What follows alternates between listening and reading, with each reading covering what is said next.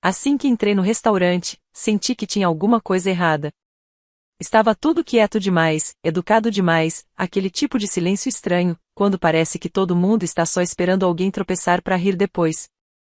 Era para ser só um jantar simples em família, pro aniversário de 80 anos da vovó. Uma mesa grande, luzes bonitinhas e o bolo de limão que ela ama. Mas, enquanto eu andava até o único lugar que sobrou, bem no final da mesa, senti todo mundo me olhando. Como se tivessem esperando o sinal para me atacar. Eu não vi a maioria deles fazia quase 2 anos. Desde que parei de falar com todos. Não teve briga, nem gritaria, só cortei mesmo. Depois de anos sendo manipulada, ouvindo indireta, sendo o alvo fácil da família, tudo disfarçado de preocupação. Mas vim hoje por causa da vovó. Ela nunca foi cruel comigo. Nunca me chamou de fracasso.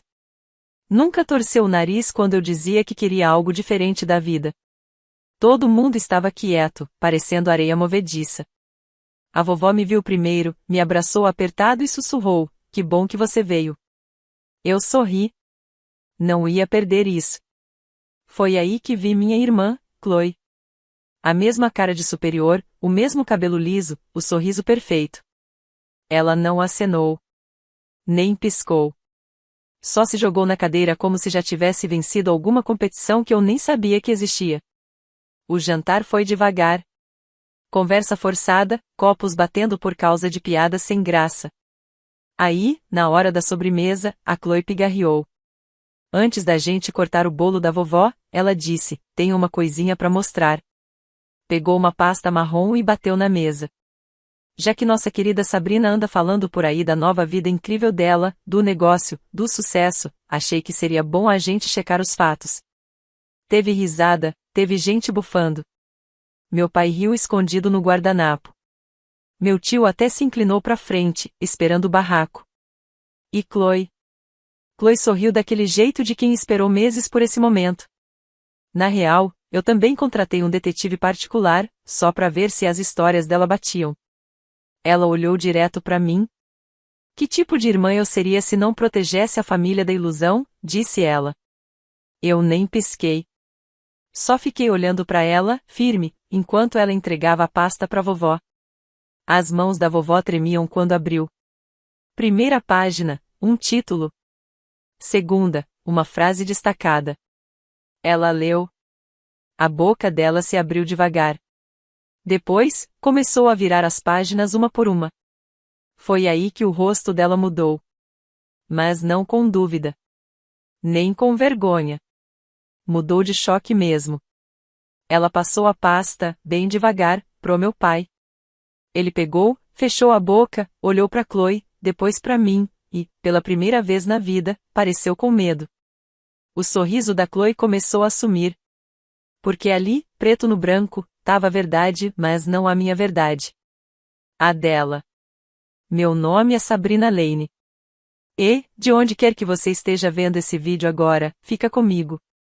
Porque tem mentira que vem com cara de pergunta inocente. Mas, quando a resposta aparece na frente de todo mundo, ela não só estraga o jantar, ela bota fogo na casa toda. Muita gente acha que traição é grito, porta batendo, barraco. Na minha família, traição vinha junto com cartão de aniversário dizendo "te amo." Ou com elogios que também eram indireta. Uau, você conseguiu mesmo. Nem achei que você fosse chegar lá.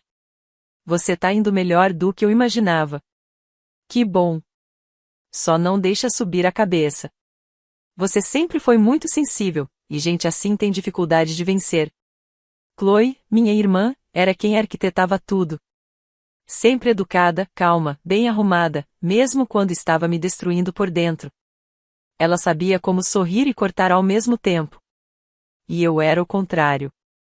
Sensível, sincera, tentando o tempo todo provar que merecia estar naquela mesa. Não porque me disseram isso, mas porque me fizeram acreditar que eu precisava conquistar esse lugar. Lembro de uma vez, no ensino médio, quando fui aceita num programa de escrita fora do estado. Fiquei super feliz. A Chloe olhou para Kata e falou: "Você quer ir tão longe só para escrever sobre o que sente?" Minha mãe riu e disse: "Ela é criativa, filha. Deixa ela sonhar enquanto dá tempo." Esse era o padrão. Toda vez que eu queria crescer, vinha um sorriso de deboche.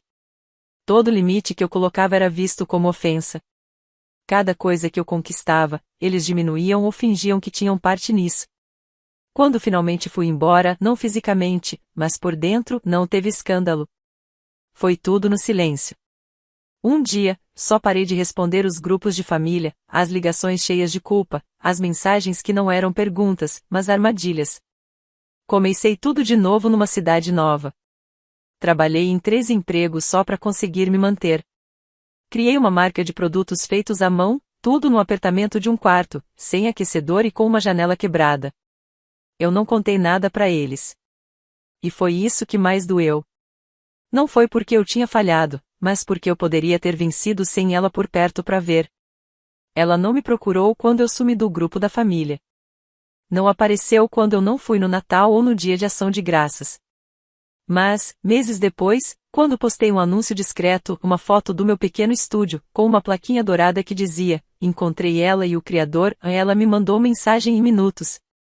Bonitinho. Espero que seja real.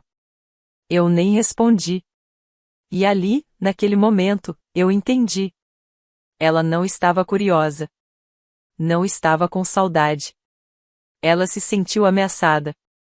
Na nossa família, a única forma de a vencer era ter a história mais impressionante.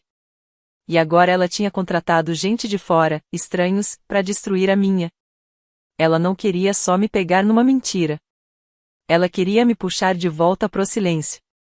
Mas o que ela não entendeu é que, quando você corta alguém em silêncio, não se espante se o corte for mais profundo do que esperava. Na primeira noite da minha nova vida, dormi no carro. Fiquei olhando pro teto, tentando me convencer de que era só por um tempo.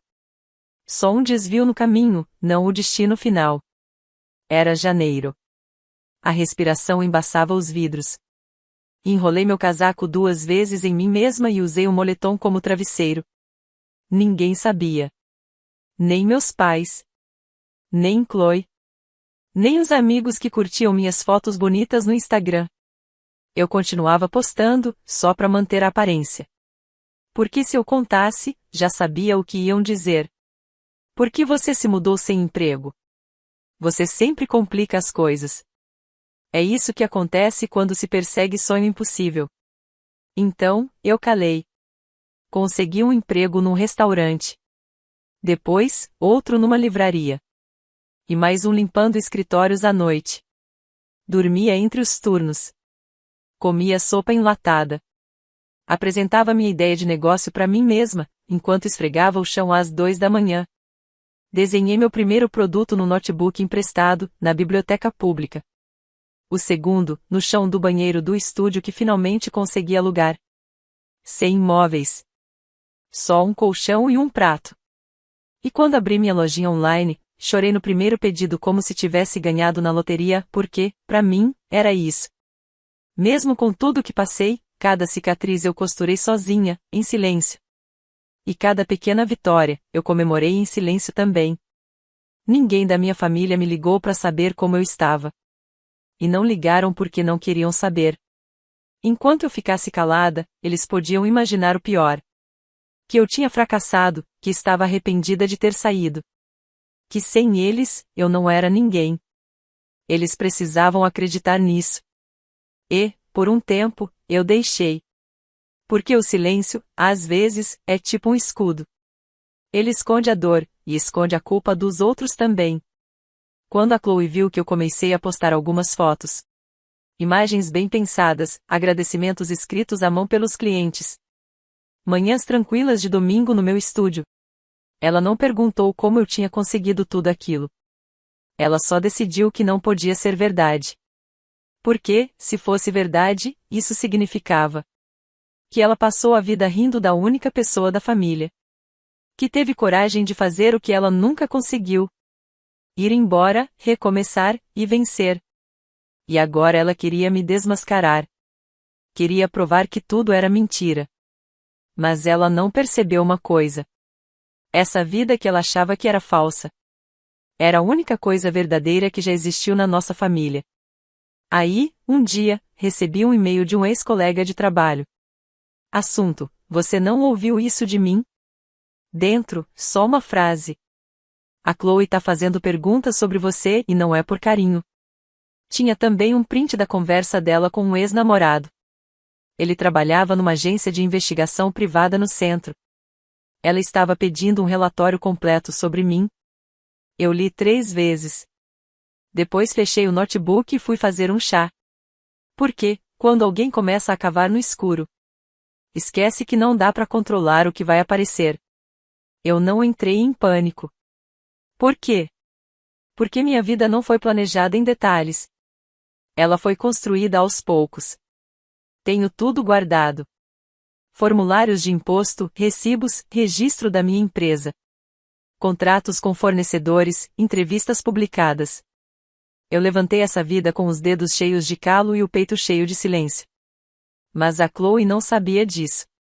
Para ela, eu ainda era aquela menina que chorava quando meu pai fazia piada com o meu trabalho. Que pedia desculpas só por estar sentada à mesa. Então eu tomei uma decisão. Não ia parar a investigação. Eu ia ajudar. Comecei a soltar umas pistas nas redes sociais. Nunca menti. Só deixei migalhas. Uma foto na frente do cartório. Uma marcação com um dos meus investidores no evento. Um trecho de uma entrevista de podcast, onde eu falava sobre recomeçar. Até atualizei meu LinkedIn. Deixei ela seguir o caminho. Mas sabe o que eu não postei? O que eu sabia sobre ela. Porque é assim. Quando você cresce numa casa cheia de segredos, você aprende a prestar atenção. Eu sabia que a Chloe mentiu sobre o mestrado. Sabia que ela inventou que trabalhou numa ONG. Que nem existe mais.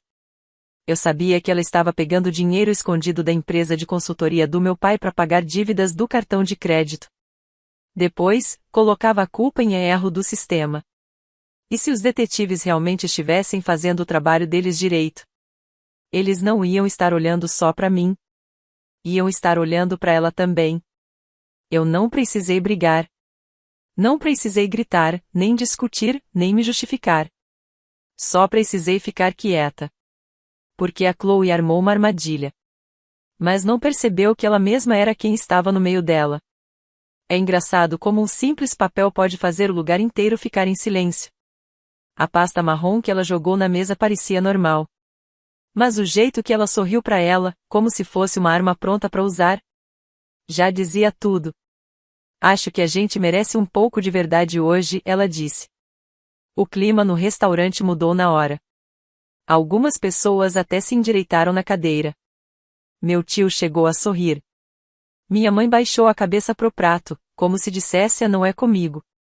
Chloe empurrou a pasta para minha avó como se estivesse distribuindo cartas num jogo. Contratei 2 detetives particulares, disse ela. Só queria ter certeza de que nossa história de sucesso aqui, apontando para mim, não era boa demais para ser verdade. A mesa ficou tensa. Todo mundo me olhando. Mas eu só encostei nas costas da cadeira e fiquei observando. Minha avó abriu a pasta com aquele jeitinho calmo de sempre. Mas dava para ver os dedos dela tremendo. Primeira página, uma cópia da minha licença comercial. Carimbada.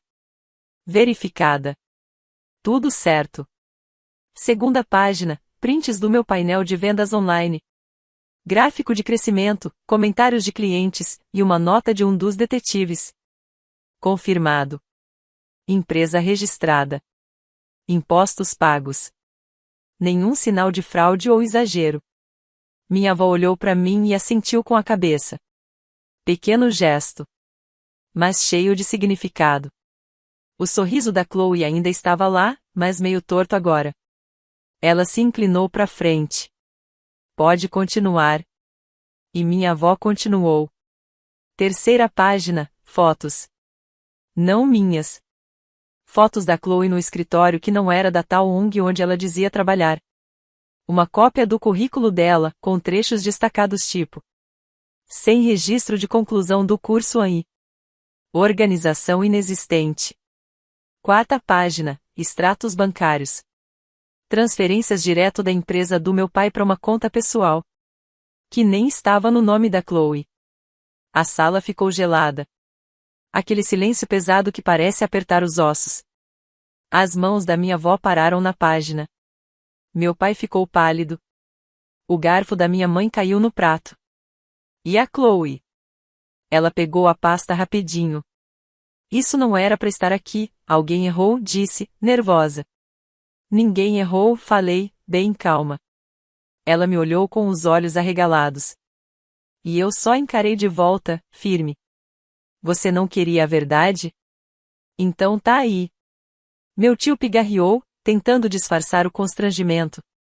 E falou alguma coisa baixinho. Minha avó empurrou a pasta pro meio da mesa. Depois, virou para mim e colocou a mão bem de leve em cima da minha. Eu sempre soube, ela sussurrou. Eu não chorei, mas algo dentro de mim se abriu. Porque o que eu queria de verdade não era vingança. Era ser vista. E agora, pela primeira vez na vida, aquele lugar que sempre me fazia me sentir pequena, estava engasgado com a verdade. Eu não falei nada. E, pela primeira vez, não precisei. A sala ficou em silêncio. Não era mais choque. Era aquele silêncio pesado, cheio de clareza. Do tipo que não só chega, mas fica. A pasta continuava lá, no meio da mesa. Como um fio desencapado. Ninguém tocou. Ninguém olhou para Chloe. Ainda não. Todos estavam olhando para mim. E, pela primeira vez, eles realmente estavam me vendo. Não por cima, não através, em mim. Chloe riu. Um riso meio nervoso, desesperado. Ah, para né? Isso é ridículo. Vocês acham mesmo que ela não armou tudo isso? Claro que ela planejou. Manipulou tudo. Ela provavelmente até queria que alguém investigasse. Ninguém respondeu. Ela tentou de novo, agora mais alto. Ela não é vítima, tá? Ela sempre foi exagerada. Vive querendo bancar a coitadinha. Nada. Nenhuma reação. Ela olhou pro nosso pai. Fala alguma coisa. Ele se mexeu na cadeira, pigarreou, mas ficou quieto. Eu nem olhei para ela. Só fiquei olhando para as minhas mãos. Elas não estavam tremendo. Isso era novo para mim. Chloe se levantou, como se desse para fugir do que já estava na mesa. Isso é uma loucura, ela murmurou. Vocês vão acreditar nela agora? Depois de tudo? Então minha avó falou. Quebrou o silêncio com calma. Mas cada palavra cortou o ar como vidro. A gente acredita no que tá na nossa frente. Ela olhou para mim de novo e apertou minha mão. A mão dela era quente, firme. Eu sempre soube que você falava a verdade, ela disse. Só não sabia o quanto ia te custar fazer isso sozinha. Foi aí que o rosto da Chloe realmente mudou. A boca dela se abriu, pronta para se defender, atacar, inventar alguma coisa. Mas ninguém estava mais ouvindo. Eles não estavam bravos com ela. Nem julgando. Eles só não estavam mais ali por ela. Era só indiferença. Aquele tipo de olhar que diz, agora a gente te enxerga. E assim foi até o fim do jantar. Ninguém abriu a pasta. Ninguém me perguntou nada. Eles só me deixaram ali, sentada. No espaço que eu lutei tanto para conquistar. Um espaço que, dessa vez, eu não precisei preencher com explicações. Porque o silêncio, quando é nosso, não é vazio. É força. E eu parei, finalmente, de pedir permissão para existir nele. Saí antes do bolo. Sem fazer cena, sem dar tchau. Só levantei, beijei o rosto da minha avó. E fui embora pro ar frio da noite. Nem olhei para trás. Meus saltos batiam na calçada como se estivessem pontuando a história. Firmes, claros, sem desculpas.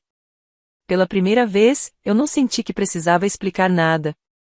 Deixa eles cortarem o bolo em silêncio. Deixa eles lidarem com a verdade que tanto tentaram esconder. Porque esse peso nunca foi meu para carregar. 3 dias depois, minha mãe me ligou 2 vezes. Quando eu não atendi, ela mandou uma mensagem. Podemos conversar? Acho que a gente precisa esclarecer as coisas. Quero consertar tudo. Fiquei olhando para a tela por um bom tempo. Pensei em todos os anos em que eu tentei ouvir isso dela. Aquela voz, aquela tensão, aquela frase. E agora que ela veio. Não significava mais nada. Não era porque eu estava com raiva. Era porque eu estava cansada. Escrevi devagar. Uma mensagem só. Você só acreditou em mim quando outra pessoa te disse para acreditar. Aí bloqueei o número. Não chorei. Também não fiquei feliz. Só me senti limpa. Tem uma tristeza que aparece quando a gente solta a última esperança. Mesmo aquela esperança pequena, quase morta. Mas junto com ela, vem a liberdade. Fui para casa, acendi uma vela e fiquei ali no silêncio. Um silêncio que parecia um velho amigo. Porque quando você passa a vida inteira sendo ignorada, desacreditada, criticada, às vezes a coisa mais forte que dá para fazer é ir embora sem precisar que te entendam. Eu não precisava de desculpas. Nem de uma finha vindo deles. Percebi isso na hora que parei de responder. Enquanto a chama da vela tremia ao meu lado. Eu sussurrei uma última coisa no escuro. Nem todo adeus precisa de resposta. O cheiro no apartamento era de baunilha com cedro. Do jeitinho que eu gosto. O meu tipo de silêncio. O meu tipo de recomeço. Tirei as botas, servi uma taça de vinho tinto. E coloquei minhas chaves naquele pratinho de cerâmica. Que eu fiz numa aula de iniciantes no outono passado. Ele até balança um pouco embaixo. Mas aguenta tudo direitinho. As janelas estavam abertas. A cidade fazia um barulho baixinho lá fora. Sem aplauso, sem atenção. Só a vida que eu mesma construí. Com as minhas mãos. Com os meus limites. Sentei na mesa onde comecei meu negócio. A mesma mesa que pintei de verde sálvia. E usei como base na primeira correria de fim de ano. A mesma que Chloe achava que nem existia. Meu computador apitou. Nova encomenda. Um diário escrito à mão. Com dedicatória personalizada. Embrulho de presente. Sorri. Mais uma pessoa, um estranho, acreditando em algo que eu fiz. Não porque implorei. Mas porque criei com tanto cuidado. Que aquilo falava por si só. Antes, eu achava que precisava provar meu valor. Que sucesso só contava se impressionasse quem duvidou de mim. Mas não penso mais assim. A vida de verdade não precisa ser provada. Ela só precisa ser vivida. Tomei um gole devagar do vinho e olhei pela janela. As luzes da cidade refletiam no vidro. Como pequenas estrelas que eu não preciso mais tentar alcançar. O mundo não precisa me aplaudir. Só precisa me deixar inteira. E enquanto a noite ia acontecendo do lado de fora, eu soltei o ar devagar. Não era alívio, nem desafio. Era só paz. Eu não sou uma versão de mim. Eu sou eu.